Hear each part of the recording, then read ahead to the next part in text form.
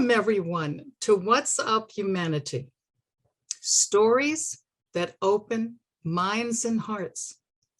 The world as we know it is changing. You will hear people from all walks of life speak about how they've used their gifts, their skills, their talents to be able to make this a better world. This podcast is dedicated to a humanitarian philanthropist named Mahanji, who encourages us to bless the world, and the silent master, Meher Baba, who taught that love is contagious.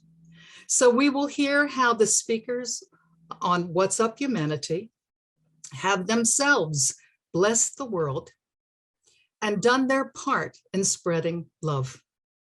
So hope you can catch it and spread it yourselves.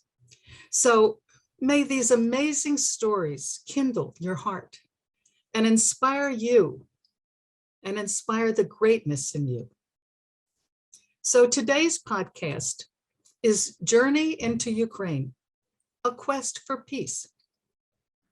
We welcome today a peace educator, is what she calls herself, Professor Barbara Wien, a brave and courageous woman who left the safety of living here in the United States to travel to war-torn Ukraine.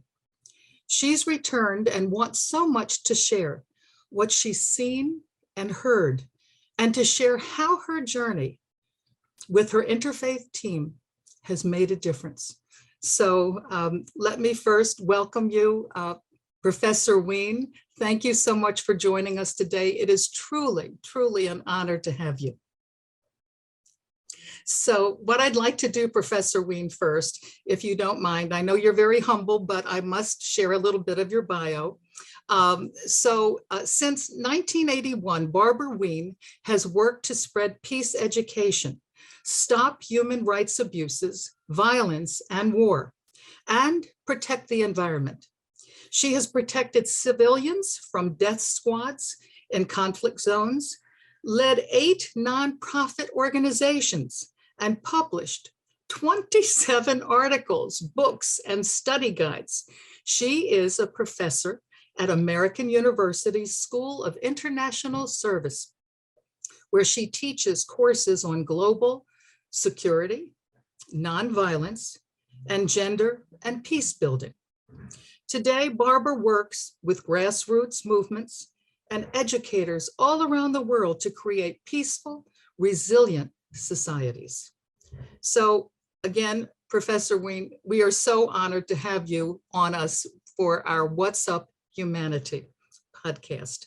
So all of us have seen so much on the news, so much devastation, and it's pretty scary, you know, thinking of all the things that are happening there.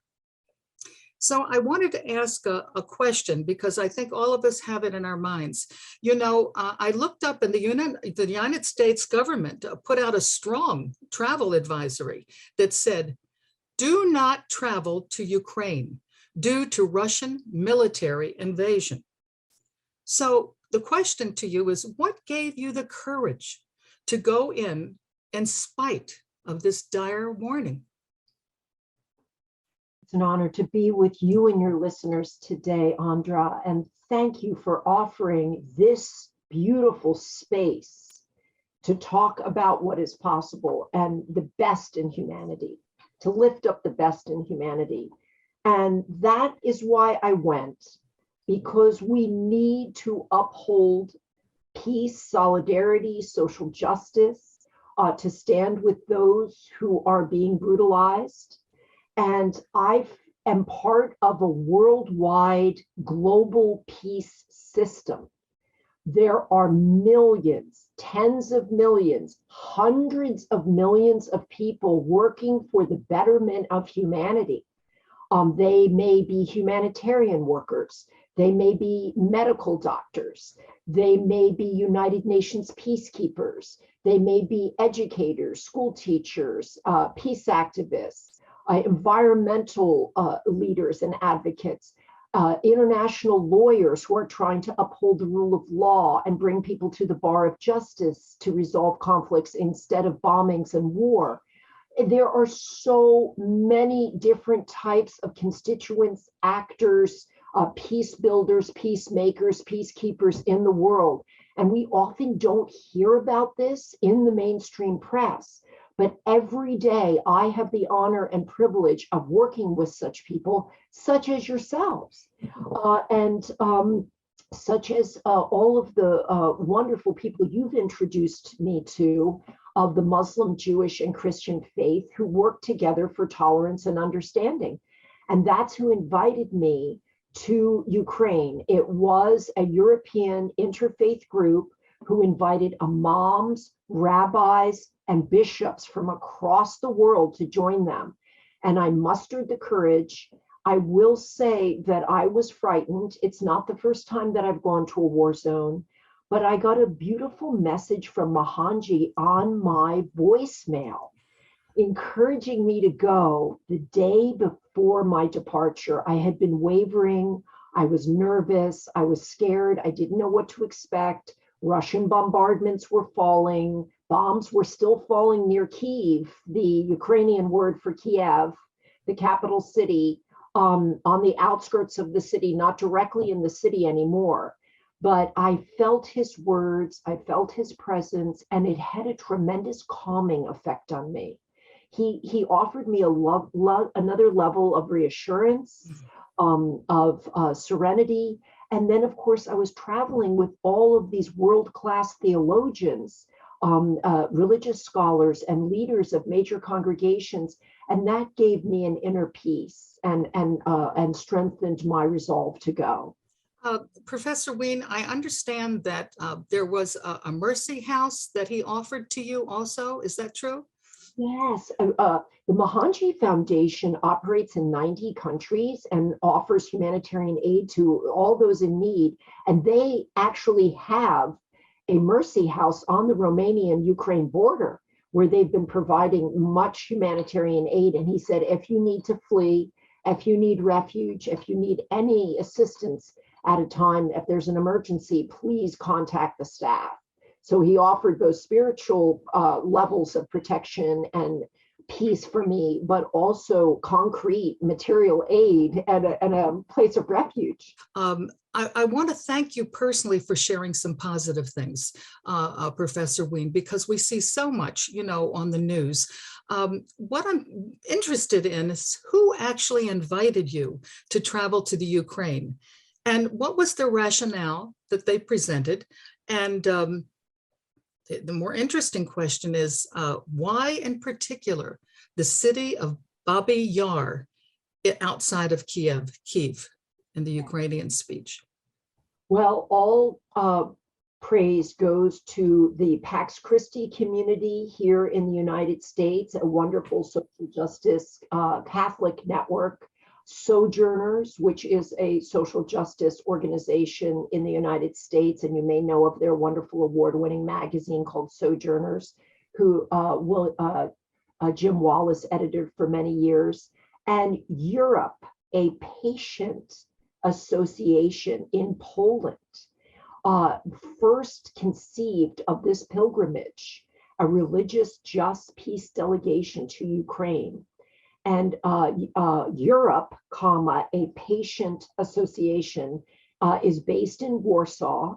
And so for me, it felt like going full circle back to my father's homeland, because my father had fled the Nazis out of Poland in 1939 when he was 19 years old. So there was a beckoning for me when this Polish organization began to invite us. So Mateusz Piotrowski is the president of Europe Patient Association. Dorota Benke is the administrative manager. Alex Temke is the vice president. And Rose Berger, Eli McCarthy from Georgetown University, and others began to build this interfaith delegation. It took many of us, but it was largely at the invitation of the mayor of Kyiv. He was the one that issued the delegation, an invitation in early March. And then the top religious leaders, rabbis, imams, and archbishops chimed in to extend the invitation to us. Please come stand with us in solidarity. We beg of you, do not forsake the Ukrainian people. Bring a positive energy and a light to our nation at war. And so we went. We apologized for taking so long to arrive because we didn't get there till May. And they said to us, no, you're right on time. You're right on time to stand with us because the world is starting to forget about Ukraine and we're fading from the headlines. So it was the mayor of Kyiv, the top religious leaders, and this Polish association that extended the invitation to us. And I can go into the names of all the religious leaders who were on the delegation. There were almost 20 of us. Okay, so may I ask you something? What was the special significance of the Baba Yar outside of Kyiv, if you could explain that? Babyn Yar is a site of Holocaust memorial, and it was the site of 33,000 Jews being massacred by the Nazis over a series of days. And if you would allow me to share screen with you for 1 minute, I can show you all of us in front of the site there at Babyn Yar. And I would love to be able to show you all of us praying there. And we were in front of a very large menorah in front of Babyn Yar, and that's where we gave our first press conference. And I hope you can see it. It's a giant menorah, and here are among the religious leaders that joined us. Yes. Oh, yes, yes, that's powerful, powerful, Professor. Yeah, and this was the site of 33,000 Jews being shot and dumped into a ravine over a matter of days at Babyn Yar. That's spelled B-A-B-Y-N, separate word, Y-A-R. And there were many other Ukrainians that were shot and killed by the Nazis at that time. Subsequent to that, Stalin also killed about 50,000 Ukrainians or starved them as well. You have to remember, Ukrainians have been surrounded at one point by Hitler on one side and Stalin on the other. And they've been battered and bruised over many generations, but they are resilient. They are amazing individuals. So let me ask you, the entourage that actually went, the team that went of interfaith leaders, what was the hope of going there and praying? Was it to change the energy around that those difficult times? What was it to show compassion and understanding? Was it to show? I'm wondering to show the change that's happening with people from all over the world caring about what's going on in this time of need. Yes. Well, I think we wanted to show that there is a world empathetic civilization and that we were rushing with open arms into this place of brutality for prayerful presence in a place of immense pain. So religious leaders from all over the world participated in prayer. We walked side by side with people who had been raped and brutalized and bombed out of their homes. And we promoted humanitarian aid to the people of Ukraine. And we had 6 demands of the Russians: to stop the bombardments, to lift the blockade on the wheat, to open up humanitarian corridors, to stop arms shipments coming into the region, to brutalize the Ukrainian people, and to get to the negotiating table as quickly as possible for a just peace. We are not talking about capitulation to terrible demands by the Russian forces, but really a just and sustainable peace. So we were both modeling what we wanted to see the world do, but we were also showing up, standing up, showing up for justice. and opposing a very brutal ideology. So a lot of political leaders could have come on that trip. A lot of people who would be, let's say, leaders of countries could be there. Why do you think this gathering was particularly important in terms of being an interfaith team? Well, we were reflecting the truly interfaith, pluralistic, democratic, multicultural nature of Ukraine itself. They are an interfaith country. They have very large Jewish, Muslim, and Christian populations who have lived in relative peace for centuries. And they have been welcoming of all traditions. And they are a threat of a good example to Putin. He cannot tolerate this kind of interfaith peace building. It reminded me very much of when Slobodan Milosevic bombed Sarajevo for 189 days during the Balkan Wars, because Sarajevo was a cosmopolitan city where Croats, Serbs, Muslims, Jews, Albanians, Kosovars, Bosnians, Herzegovinians, all intermarried and lived and worshiped in peace. And he could not tolerate that. So we were extending and consolidating the interfaith nature of Ukraine itself, but also because all of these religions practice the golden rule of treating unto others as you should be treated yourself or want to be treated. And there are universal shared values of human dignity and peace and human rights that all of us shared on the delegation, no matter which God you prayed to. And we were at one, we were all singing from the same sheet of music, that we want to protect human rights and human dignity. And it was a force more powerful than war. War happens at the physical level with bombs and drones and bloodshed. But war also happens at the psychological level and the spiritual level to try and tear apart the fabric of a society. And we went there as healers. We went there to try and restore the soul of many people who have been devastated. And so the bishops and imams and others prayed over people and lifted their spirits enormously. And then Sister Sheila from the Vatican, Archbishop Joe Wells from Canterbury, they laid hands on people, and you saw how soothing it was, how healing it was.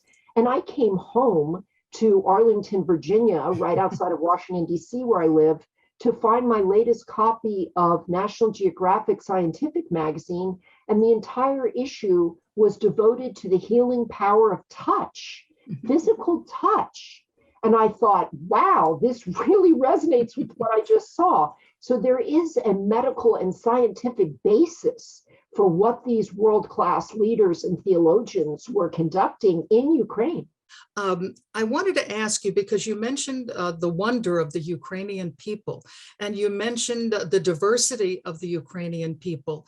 I'm wondering, what was the most notable about how you were received by the Ukrainians? Ukraine's glory hasn't perished, nor did its freedom. Upon us, fellow kin, fate shall smile once more. Our enemies will vanish like dew in the sunlight, and we too shall rule, brothers, in a free land of our own. Our souls and bodies we will lay down for our freedom, and we'll show that we brothers are of the Cossack nation. Our souls and bodies we will lay down for our freedom.